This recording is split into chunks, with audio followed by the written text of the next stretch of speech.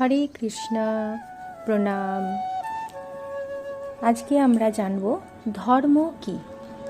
ধর্ম হলো ভগবানের তৈরি আইন।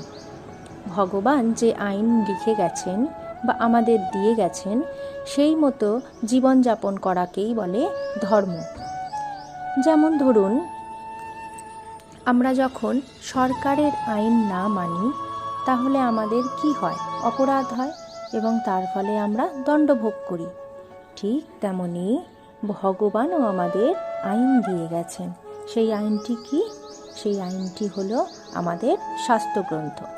তো শ্রীমদ্ ভগবদ্ গীতায় ভগবান নিজের মুখে আমাদের সেই ধর্ম সংক্রান্ত ব্যাপারে শিক্ষা দিয়ে গেছেন।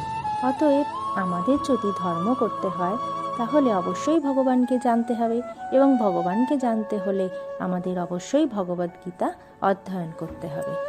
অতএব ধর্ম হলো ভগবানের দেওয়া আইন।